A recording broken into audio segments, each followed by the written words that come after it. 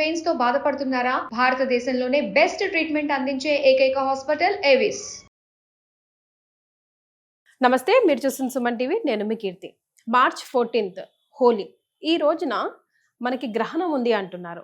ఏ ప్లేసెస్లో ఉంది? మన భారతదేశంలో ఉందా లేదా?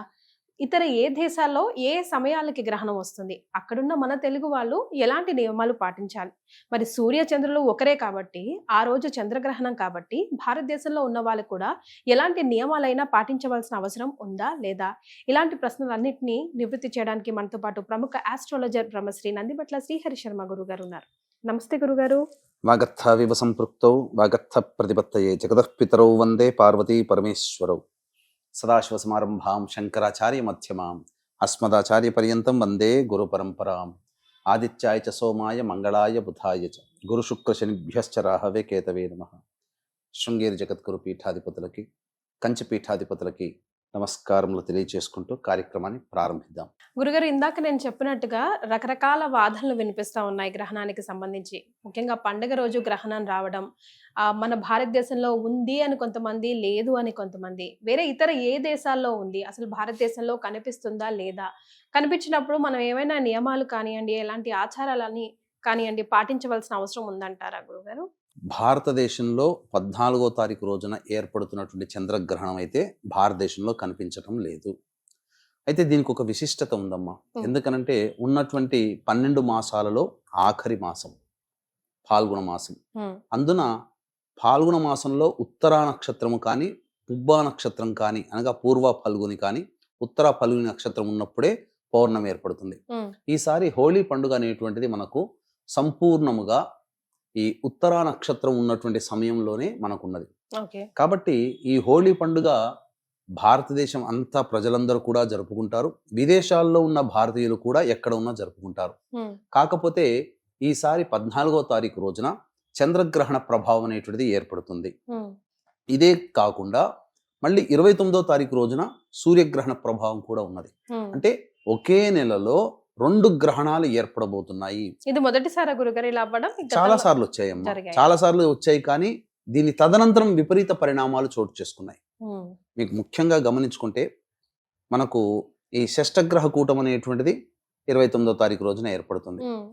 దీనికి సామీప్యంగా మనం గనక చూసుకున్నట్లయితే ఈ కరోనా అనేటువంటిది రాకముందు కూడా షష్టగ్రహ కూటమి ఏర్పడడం, ఆ సందర్భంగా ముందు గ్రహణాలు ఏర్పడడం, ఆ తదనంతరమే ప్రపంచాన్ని వణికించేటువంటి కరోనా వైరస్. అంటే ఈ వైరస్ అనేటువంటిది ఒకసారి మనకు భూమి మీదకి రాలేదు. అంతకుముందు ఎన్నో ప్రయోగాలు జరిగి ఉంటాయి. కానీ ఈ షష్టగ్రహ కూటమి ఏర్పడడం ధనుస్సు రాశి, అగ్నితత్వ రాశి. ఈ అగ్నితత్వ రాశిలో ఉండడమే ప్రధానంగా యుద్ధము ప్రకటించడం అని అంటారు. అంటే యుద్ధం వల్ల జరిగేటువంటిది ఏంటి? ప్రాణ నష్టమే కదా. విజయం ఎవరికైనా రావచ్చు, కానీ ప్రాణ నష్టం జరుగుతుంది. అలాగే ప్రపంచమంతా కూడాను ప్రాణ నష్టం జరిగినటువంటి సంఘటన. ఇక దాన్ని బేస్ కనుక చేసుకొని చూసుకుంటే ఇప్పుడు షష్టగ్రహ కూటం అనేటువంటిది 29వ తారీఖు రోజున వస్తుంది. దీనికి ప్రపంచవ్యాప్తముగా ఈ ఫాల్గుణ మాసం అనేటువంటిది ఒక విక్టిమ్ గా తయారైంది. షష్టమగ్రహ కూటమి అనేటువంటిది 29వ తారీఖు నాడు ఏర్పడడం, అదే రోజున కూడా ఈ యొక్క సూర్యగ్రహణం ప్రపంచవ్యాప్తంగా ఉండడం, 14వ తారీఖు రోజున ఇప్పుడు వచ్చేటువంటి మార్చి 14వ తారీఖు రోజున పౌర్ణమి. ఇక్కడ సంతోషంతో జరుపుకుంటాం, కానీ అక్కడ విదేశాల్లో కొన్ని దేశాల్లో ఈ యొక్క చంద్రగ్రహణ ప్రభావం అనేటువంటిది ఏర్పడుతుంది. తద్వారా ప్రపంచవ్యాప్తంగా ఎక్కడైనా గ్రహణాలు ఏర్పడినప్పుడు సాధారణమే కదా అని చెప్పి చాలా మంది కొట్టిపడేస్తుంటారు. కానీ ఇక్కడ అటువంటి విషయాన్ని కొట్టిపడేయాల్సినటువంటి అవసరం లేదమ్మా. ఎందుకనంటే ప్రపంచవ్యాప్తంగా మనకు మంచి చెడు జరిగేటువంటి సంఘటనలు ఈ గ్రహణాలకి లింక్ ఉంటాయి. పెద్ద పెద్ద ఉత్పాతాలు జరిగిన, ప్రకంపనలు కలిగి ఈ యొక్క ఎర్త్క్వేక్స్ అనేటువంటి ఉన్నా, లేదా గొప్ప గొప్ప నాయకులు మరణించిన, లేదా ప్రపంచవ్యాప్తంగా ఏదైనా సామూహిక మారణ హోమం లాంటివి జరిగినా, లేదా అత్యధిక ప్రాణ నష్టం జరిగేటువంటి సంఘటనలు ఏవి జరిగినా, వాటి జరగడానికంటే ముందు తరువాత ఈ గ్రహణ ప్రభావం ఉంటుంది. రైట్. కానీ నాకు ప్రస్తుతానికి అఫ్ కోర్స్ సూర్య చంద్రులు ఒకరే, ప్రభావం కొద్దో గొప్ప అందరికీ ఉంటుందేమో డైరెక్ట్లీ ఆర్ ఇండైరెక్ట్లీ అనిపించినా కూడా ఇప్పుడు ప్రస్తుతం ఉన్న పరిస్థితుల గురుగారు మన వాళ్ళంటూ ఇతర దేశాల్లో ఎవరో ఒకరు ఉండడం వల్ల ఇండైరెక్ట్ లింక్ కూడా కదా గురుగారు. అక్కడ వాళ్ళకేమైనా మనకే కదా ఇబ్బంది, మంచి చెడు అన్ని. ఇప్పుడు చూడండి, ట్రంప్ వచ్చిన తర్వాత అసలు మొత్తానికి డిస్టర్బెన్స్.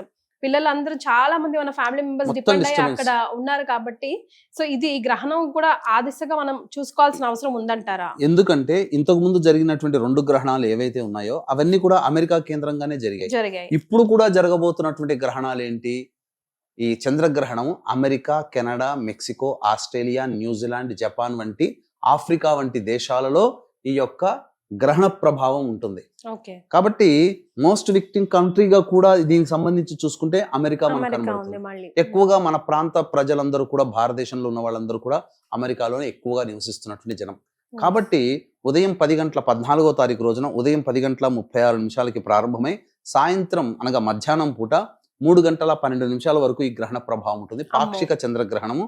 దీనికి మనకు చెప్పబడినటువంటిది ఏంటంటే బ్లడ్ మూన్ అని అంటారు. అంటే ఎర్రటి రంగులో కనిపిస్తుంది అని అర్థం. అక్కడ గ్రహణాలు సంపూర్ణము, పాక్షికము అనేటువంటిది మన రింగ్ ఎక్లిప్స్ అని, అంటే ఉంగరం లాగా కనిపించేటువంటిదని, ఇలా అనేక రకాలైన పేర్లలో ఉంటాయి. అంటే గ్రహణం అని ఏర్పడేటువంటిది ఆ గ్రహణ సందర్భంగా వచ్చేటువంటి యొక్క చిత్రం.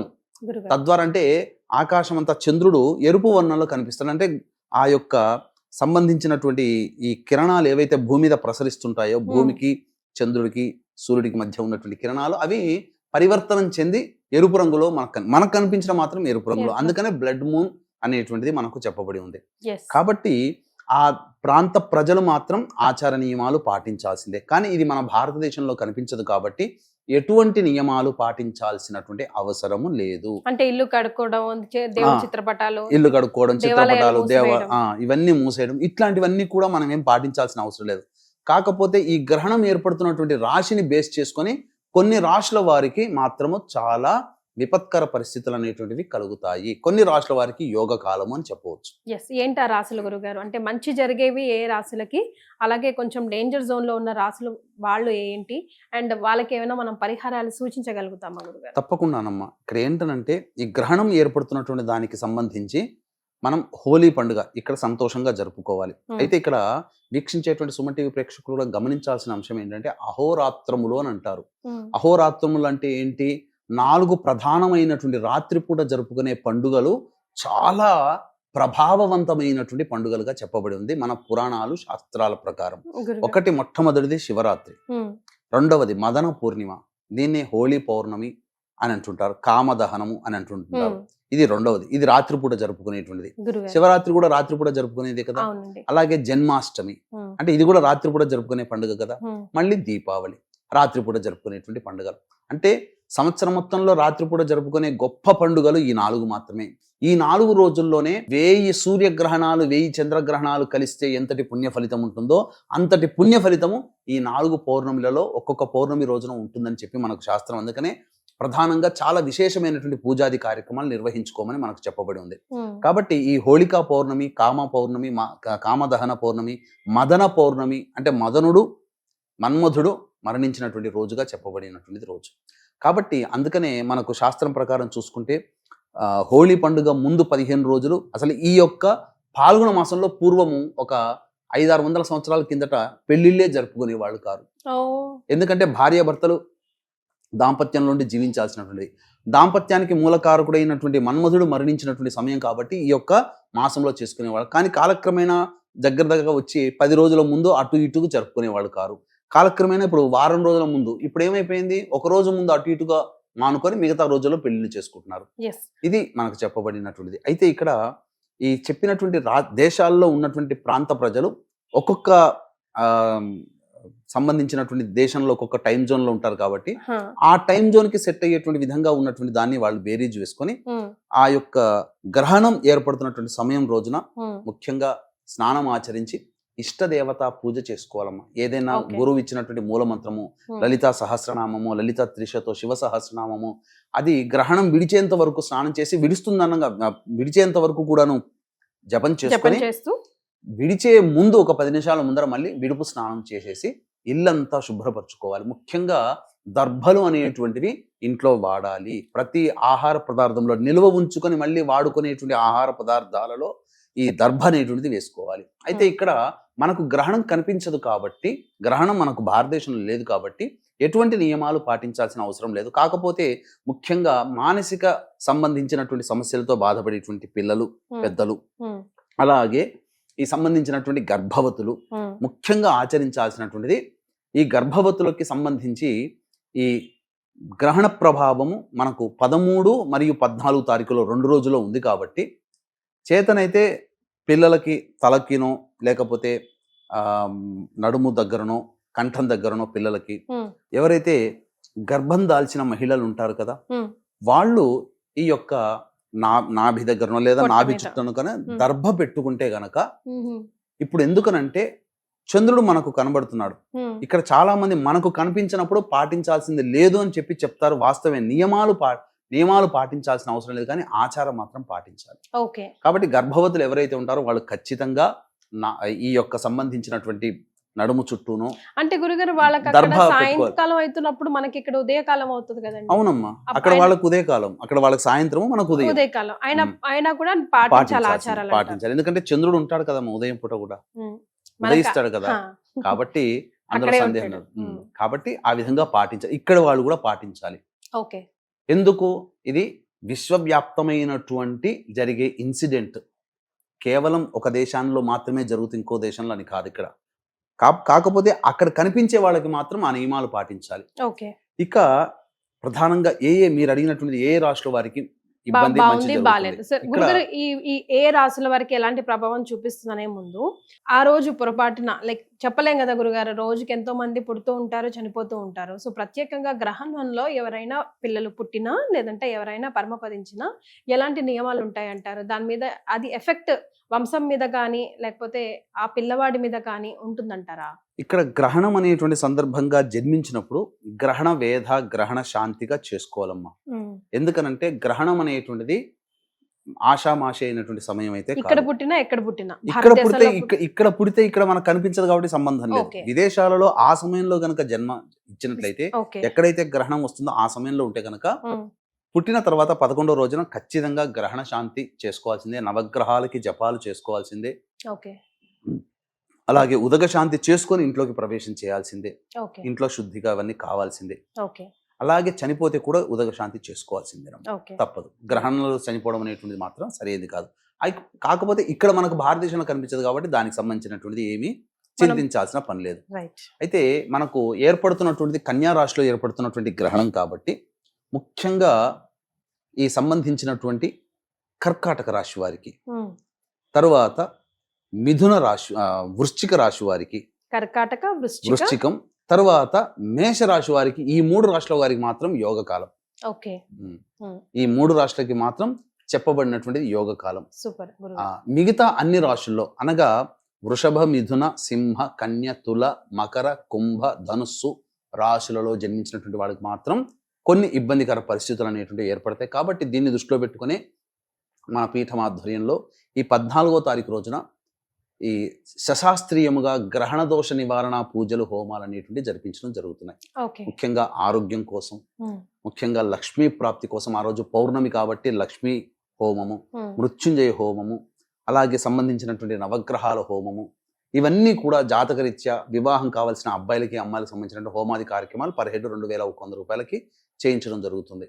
ముఖ్యంగా ఎవరికి ఇబ్బంది అని అంటే కుంభరాశిలో ఉన్నటువంటి వాళ్ళకి అష్టమ స్థానంలో గ్రహణం ఏర్పడుతుంది కాబట్టి అది చాలా ప్రధానంగా దోషం.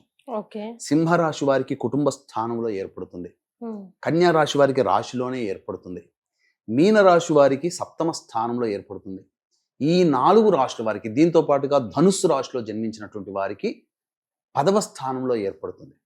కాబట్టి ఈ రాశుల్లో మీనము, ధనుస్సు మరియు సింహము, కన్య, ఈ 4 రాశుల వారికి మాత్రం ఎఫెక్టివ్గా ఎక్కువగా ఉంటుంది. అందులో సందేహం లేదు. సో మరి వీళ్ళకి ఎలాంటి పరిహారాలు పాటించాలి గురుగారు? ఆఫ్ కోర్స్ వీలైనంత మంది మీ పీఠం ఆధ్వర్యంలో సామూహికంగా అందరూ ప్రత్యేకంగా చేయించుకోలేరు కాబట్టి, ముఖ్యంగా విదేశీయుల్లో ఉన్న వాళ్ళు వచ్చి చేయించుకోలేరు కాబట్టి మీరు ఇస్తున్న మంచి అవకాశాన్ని సద్వినియోగం చేసుకోవాలని నేను కూడా ప్రేక్షకుల్ని మనసారా కోరుకుంటున్నాను. నియమాలు అండ్ దాన ధర్మాలు కూడా గ్రహణం అన్నాక ఖచ్చితంగా దాన ధర్మాలు చేయాలి. ఆ విషయం కూడా ఒకసారి మనం గుర్తు చేసుకుందాం. తప్పకుండానమ్మా. ముఖ్యంగా మీన రాశిలో జన్మించినటువంటి వాళ్ళకి సప్తమ స్థానంలో ఏర్పడుతుంది కాబట్టి దాంపత్య విభేదాలు కానీ, ఎవరితో కలిసి పని చేస్తుంటారో వాళ్ళతో విభేదాలు కానీ, లేదా ఉద్యోగం వ్యాపారం చేస్తుంటే కస్టమర్లతో, ఉద్యోగం చేస్తుంటే తోటి ఉద్యోగస్తులతో, అధికారులతో వాగ్వివాదాలు విభేదాలు పెరుగుతాయి. ఇది ఒకటి. తర్వాత మిథున రాశి వారికి అర్ధాష్టమంలో ఏర్పడుతుంది గ్రహణం. కాబట్టి గృహము కొనుగోలు అమ్మకాల్లో నష్టాలు రావడం కానీ, ప్రశాంతత లేని జీవితం, లేదా వాహన ప్రమాదంలో చోటు చేసుకునే అవకాశం, తల్లిగారి ఆరోగ్యం పట్ల శ్రద్ధ వహించాల్సినటువంటిది. ఇక సింహరాశిలో జన్మించినటువంటి వారికి అయితే ధన నష్టం సూచించబోతుంది భవిష్యత్తులో, కాబట్టి జాగ్రత్త పడాలి. ఇక ముఖ్యంగా కుటుంబ కలహాలు ఏర్పడతాయి. మీ వాక్ వల్ల ఏమవుతుందనంటే కొన్నిసార్లు మొహమాటానికి పోయి నేను అన్ని చేసి పెడతానని వాళ్ళకి మాట ఇవ్వడం, ఇటువంటి వల్ల నష్టపోతుంటారు. కన్యా రాశి వాళ్ళకైతే రాశిలోనే గ్రహణం ఏర్పడుతుంది కాబట్టి ఏ పని అనుకున్నా ముందుకు సాగలేక ఇబ్బంది పడుతూ ఉంటుంది. ఇది ప్రధానంగా. అన్నిటికంటే ముఖ్యంగా ఈ కన్యా రాశి వాళ్ళు కూడా ప్రశాంతత లేని జీవితాన్ని పొందుతారు. ఇక తులారాశి వారికి అయితే ఎక్కువగా ధన ఖర్చు ఎక్కువగా సూచించబోతుంది. స్థాన భ్రంశము ఈ గ్రహణం తర్వాత ఏర్పడే అవకాశం ఉంది, కాబట్టి స్థాన చలనం జరిగే అవకాశం ఉంది. ఇక ధనుస్సు రాశిలో ఉన్న వాళ్ళైతే చేస్తున్నటువంటి వృత్తి ఉద్యోగ వ్యాపారాల్లో నష్టాలు సరి చూడాల్సినటువంటి అవకాశం ఏర్పడుతుంది. అన్నిటికంటే మించి ముఖ్యంగా వాళ్ళ యొక్క పేరు ప్రతిష్టలకి చెడ్డ పేరు వచ్చే అవకాశాలు కొన్ని జరుగుతాయి. ఇది ముఖ్యంగా గమనించాల్సినటువంటిది. ఇక నిరుద్యోగస్తులకి గడ్డు కాలంగా చెప్పవచ్చు ఈ గ్రహణ సందర్భంగా. ఇక మకర రాశిలో జన్మించినటువంటి వాళ్ళకైతే ఆస్తి వివాదాలు పెరిగేటువంటి అవకాశాలు గోచరమవుతున్నాయి. తండ్రి గారి ఆరోగ్యం పట్ల శ్రద్ధ వహించాల్సినటువంటిది. ఇక కుంభరాశి వారికి చూసుకున్నట్లయితే అష్టమ స్థానంలో ఏర్పడుతుంది కాబట్టి దీనివల్ల ఆరోగ్యముగా ఇబ్బంది పడడం, లేదా ఇంతకుముందు ఇచ్చినటువంటి డబ్బులు తిరిగి రాకపోవడం కానీ, లేదా ఈ గ్రహణం తర్వాత ఏదైనా డబ్బులు ఫైనాన్స్ వ్యాపారం చేసే వాళ్ళు ఉంటారు కదా, అవి నష్టపోవడం అనేటువంటి జరుగుతుంది. కాబట్టి వెరసి చూసుకుంటే వృషభము, మిథునము, మరియు సింహము, కన్యా, తుల, ధనుస్సు, మకరం, కుంభం, ఈ చెప్పినటువంటి రాశుల్లో జన్మించినటువంటి వారికి మాత్రం చాలా మటుకు సమస్యలు వస్తాయి. కాబట్టి వీళ్ళందరూ కూడా ఈ గ్రహణ సందర్భంగా ఈ సంబంధించినటువంటి గ్రహణం ఏదైతే ఉందో, గ్రహణ సందర్భముగా ఉదయం 14వ తారీఖు రోజున ఉదయం నుంచి 12:23 వరకు మాత్రమే పౌర్ణమి ఉంది. కాబట్టి ఇష్టదేవత ఆరాధన అనేటువంటిది చేయడం చాలా మంచిది. ముఖ్యంగా శివాలయానికి వెళ్ళి నవగ్రహాల చుట్టూ శివాయ నమః అంటూ 27 ప్రదక్షిణలు చేసి శివాభిషేకం జరిపించుకోండి. అమ్మవారికి అభిషేకం అర్చన జరిపించుకోండి. లేకపోతే ఇంకా చెప్పాలి అనంటే ఆ దేవాలయంలో అమ్మవారి యొక్క లలితా సహస్రనామము ఆ పారాయణ చేయండి. తర్వాత ముఖ్యంగా ఈ పౌర్ణమి రోజున ఏర్పడుతున్నటువంటి శుక్రవారం కాబట్టి అమ్మవారికి, లక్ష్మీ అమ్మవారికి విశేషముగా అమ్మవారికి అభిషేకం అర్చన జరిపించి బెల్లం పాయసం నైవేద్యంగా పెట్టండి. లేదా కొన్ని ప్రాంతాలలో అమ్మవారికి చద్ది పెడతారని అంటారు, మీకు ఐడియా ఉందా? అంతకు ముందు అనగా రాత్రి 11:30 తర్వాత 11:30 వరకు భద్రకరణం ఉంటుంది 13వ తారీఖు రోజున. 11:30 తర్వాత చద్ది ప్రిపేర్ చేసేసి పెట్టేసేసి తెల్లవారు లేవగానే చక్కగా దేవాలయానికి చేరుకొని ఆ పార్వతీ అమ్మవారు కానీ, లేదా గ్రామ దేవత కట్టమైసమ్మ, ఇలా ఎల్లమ్మ, పోచమ్మ ఉంటారు కదా, లేదా గ్రామదేవత దగ్గరికి వెళ్ళి చద్ది నైవేద్యంగా పెట్టి ఆ చద్ది పిల్లలకు గనక పెడితే పిల్లలకి ఉండేటువంటి అపమృత్యు భయ దోషాలు తొలగిపోతాయి, కుటుంబం శాంతిస్తుంది. చాలా మటుకు బాలారిష్ట దోషాలు పిల్లలకి ఈ పౌర్ణమి రోజున పెట్టడం వల్ల, అమ్మవారికి పెట్టి దాన్ని పిల్లలకి పంచడం వల్ల ఎంత చేస్తారో అదంతా అయిపోవాలి. చద్ది పెట్టడం అంటే అదే కదా, అమ్మవారికి నివేదన చేసి ఊళ్ళో ఉన్నటువంటి పిల్లలకి అందరికీ పెట్టడం, పిలిపించి. ఈ విధంగా చేస్తే కుటుంబంలో చికాకులు, సమస్యలు తొలగిపోవడమే కాకుండా పిల్లలకి ఆయురారోగ్యాలు చక్కగా కలుగుతాయి. భవిష్యత్తులో గండ దోషాలు లేకుండా ఉంటాయి. ఇంకా విశేషంగా ఇప్పుడు మీరు చెప్పినన్ని వాళ్ళు చేసుకునేటువంటి పరిహారాలు, ఇంకా అవకాశం ఉంటే విదేశాల్లో ఉన్నటువంటి వాళ్ళు కూడా ఇక్కడికి దాకా మన దాకా ఇక్కడ దాకా ఇంట్లో చేసుకోలేరు. కాబట్టి అవకాశం ఉంటే మన పీఠం ఆధ్వర్యంలో జరిగేటువంటి చంద్రగ్రహణ దోష నివారణ పూజల హోమాల్లో నమోదు చేసుకోవచ్చు. ఇక విశేషంగా ఈ చెప్పబడినటువంటి రాశుల్లో జన్మించినటువంటి వారు చంద్రగ్రహణము రూపు వెండితో చేసినటువంటిది, అలాగే బియ్యము, తెల్లటి వస్త్రము, ఇవి దానము చేసినట్లయితే చాలా మటుకు శాంతిస్తాయని చెప్పవచ్చు. రైట్ గురుగారు, అంటే ఇందాక చెప్పిన పరిహారాలు విదేశీయులకి కొంచెం అనుకూలంగా లేకపోవచ్చు, ఎందుకంటే ఎక్కడో దూరంగా దేవాలయాలు అవి ఉంటూ ఉంటాయి. కాబట్టి ఇంట్లో నెక్స్ట్ డే ఉదయం వాళ్ళు ఏమైనా చేసుకోవడానికి, పాటించడానికి, గ్రహణ దోషాలు పోవడానికి ఏమైనా దేవుడి పూజలు కానీ మంత్రాలు కానీ ఏమైనా ఉన్నాయా గురుగారు? గ్రహణ సందర్భంగా ఎవరైనా చెప్పేది ఇష్టదేవత ఆరాధన చేసుకోవడం. ఓకే. తర్వాత ఆ చేసిన తర్వాత బియ్యం ముఖ్యంగా బ్రాహ్మడికి దానం చేయడం, ఓకే, అది లేదా బ్రాహ్మడి కోసం ఏదైతే చెయ్యాలని పెట్టుకుంటారో ఆ బ్రాహ్మడి కోసం పెడుతున్నానని చెప్పి ఆ విధంగా తీసి పక్కకు పెట్టి ఎప్పుడైనా వెళ్ళినప్పుడు ఆ బ్రాహ్మడికి ఇచ్చి ఆశీర్వచనం తీసుకొని తగు దక్షిణ ఇచ్చి నమస్కారం చేసుకుంటే చాలు. రైట్.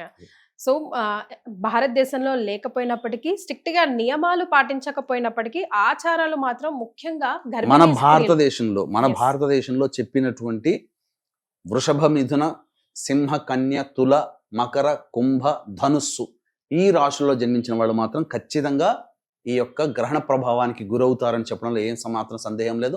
మన భారతదేశంలో కనిపించదు కదా అనడానికి లేదమ్మా. మన భారతదేశంలో కనిపించకపోయినప్పటికీ నియమాలు పాటించాల్సిన అవసరం లేదు. కానీ ఈ ఆచారం మాత్రం ప్రపంచానికి సంబంధించిన గ్రహణం. మన భారతదేశానికి లేకపోతే ఆ విదేశాల్లో కనిపిస్తుంది, నియమాలు పాటించాల్సిన అవసరం లేదు. కానీ ప్రపంచం మొత్తానికి, అందుకనే చూడండి దీని తర్వాత వచ్చేటువంటి పెను మార్పులు చాలా జరగబోతున్నాయి. షష్టగ్రహ కూటమి, 2 గ్రహణాలు ఒకే నెలలో ఏర్పడడం. ఈ 2 గ్రహణాలు ఒకే నెలలో ఏర్పడడమే గ్రహ సంచార ప్రభావంలో మహాభారత యుద్ధం జరగడం కారణం. కార్తీక మాసంలో ఇది, అందుకనే ఇది కూడా కారణం. కాబట్టి భవిష్యత్తు వినాశనానికి ఇప్పుడు మనం సంతోషంగా ఉన్నామని సంతోషపడాలి, కానీ భవిష్యత్తులో వచ్చేటువంటి నష్టం కరోనా ఎవరైనా ఊహించారా? కాబట్టి ఇప్పుడు కూడా అదే చెప్పబడుతుంది. దీని తర్వాత ప్రపంచవ్యాప్తంగా పెను మార్పులు చోటు చేసుకోబోతున్నాయి. కూటమి ఎందుకనంటే మీనరాశిలో సంబంధించినటువంటిది సూర్యగ్రహణం ఏర్పడుతుంది. చంద్రగ్రహం కన్యా రాశిలో, కన్యా రాశి భూతత్వ రాశి, సూర్యగ్రహణం ఏర్పడేది జలతత్వ రాశి. కాబట్టి ఖచ్చితంగా ప్రకంపనలు, ఎర్త్ క్వేక్స్, అలాగే సునామీలు, అంటే సముద్రంలో అలజడులు జరిగి అనేటువంటిది సముద్రం తీరము కోతకు గురయ్యే అవకాశాలు గోచరమవుతున్నాయి. ముఖ్యంగా సునామీలు ఏర్పడి బాగా నష్టం జరుగుతుంది. అంతేకాకుండా ఈ రాశికి సంబంధించినటువంటి భచక్రంలో గనక చూసుకున్నట్లయితేనమ్మా, అది 12వ రాశి. రాశి నుంచి 12వది అంటే ఏంటి? అదే ఆఖరి రాశి. సృష్టి వినాశనం కూడా అక్కడ జరగబోతుంది. ఆ రాశ్యాధిపతి అయినటువంటి గురువు వృషభ రాశిలో ఉన్నాడు. ఎవరి నక్షత్రంలో ఉన్నాడు? మృగశిర నక్షత్రంలో ఉన్నాడు. ఆ మృగశిర నక్షత్రాధిపతి అయినటువంటి కుజుడు స్తంభించి మిథున రాశిలో ఉన్నాడు. కాబట్టి ఖచ్చితంగా స్తంభించి ఉన్నటువంటి కారణం చేత ఈ అస్త్రశస్త్రాస్త్రాలు వేసుకునే సందర్భాలు కొన్ని దేశాల్లో ఏర్పడబోతాయి. ఇప్పటికీ కామ్గా ఉన్నా దీని ప్రభావం మాత్రం ఖచ్చితంగా ఉంటుంది. అందులో ఏమాత్రం సందేహం లేదు. రాసి పెట్టుకోండి, ఇది మాత్రం ఖచ్చితమమ్మా. ప్రపంచంలో జరిగిన అనేక దుర్ఘటనలకి గ్రహణాలే సాక్షిభూతమవుతున్నాయి. కాబట్టి మనం తేలిగ్గా తీసుకోవాల్సిన అవసరం లేదు. మనకు లేదు కాబట్టి మనం పాటించాల్సింది లేదు, నియమాలు పాటించాల్సిన అవసరం లేదు. కానీ ఖచ్చితంగా మనం చేసుకుంటే తప్పేందమ్మా? ఒక దేవుడి పూజ చేసుకుంటే చేసుకోమని చెప్తున్నాం, తప్పేముంది? దేవుడి పూజ ఇంట్లో జాగ్రత్తగా ఉండాలి, దైవారాధన చేసుకోండి, తప్పేమీ లేదు కదా. ఏం పోయేది ఏమీ లేదు మనకు, ఇంకా పుణ్యమే తప్ప. కాబట్టి ఇది చేసుకుంటే ఏమవుతుందంటే కొంత రక్ష, దైవిక రక్ష మనకు, మన కుటుంబానికి కలుగుతుంది. ఆ మాత్రం కూడా ఈ మంచి చెప్పినా కానీ లేని దానికి ఇవన్నీ చెప్తున్నారని చెప్పి వాదించేవాడు మన హిందువులోనే ఉంటారు. కాబట్టి ఇప్పుడు ఎలా ఉంటుందంటే, మన తిండి తిని మనల్ని వెన్నుపోటు పొడిచేవాడు ఎట్లా ఉంటాడో మన హిందువులే దీనికి ఇలా తయారవుతుంటారు. లేదులేండి గురుగారు, మీరు చెప్తే మంచి చెప్తే తీసుకునే వాళ్ళు కూడా కోకోలేదు. మంచి చేయడంలో లాస్ట్ లో చాలా, ఇప్పుడు వెస్టర్న్ కంట్రీస్ లోనే వస్తుంది పౌర్ణమి కాబట్టి చాలా మంది పిలుపునిస్తున్నారు, బీచెస్ కి రండి, చూడండి, మీరు చూడొచ్చు అని చెప్పేసి. ఈ క్రమంలో గర్భిణీ స్త్రీలు కూడా వెళ్ళే అవకాశం ఉంటుంది. ఎందుకంటే సైన్స్ ఇంత అయినప్పుడు ఏది జరుగుతుందా అలా అనుకుంటారు. బట్ అఫ్ కోర్స్ మన హిందువులు అన్న వాళ్ళు ఎక్కడున్నా కూడా ఆ భయం అయితే మనసు లోపల ఉంటుంది. సో ఎలాంటి జాగ్రత్తలు తీసుకోవాలి గురుగారు? ఇప్పుడు ఒకప్పుడమ్మా ప్రపంచవ్యాప్తంగా చూసుకుంటే మతిస్థిమితం లేనటువంటి సంతానము పిల్లలు ఎవరు లేరు. కానీ ఇప్పుడు ఎందుకు పెరుగుతున్నారు? కారణం ఏంటంటే ఆ యొక్క గర్భవతులు గ్రహణ సందర్భంగా నియమాలు పాటించలేకపోవడం. ఇప్పుడు గ్రహణం మొర్రి వ్యాధి అని అంటారు, జెనెటికల్ ఇష్యూస్ అని అంటారు. గ్రహణ సందర్భంగా చూసినటువంటి తల్లులకే అటువంటి సంతానం ఎందుకు కలుగుతుంది?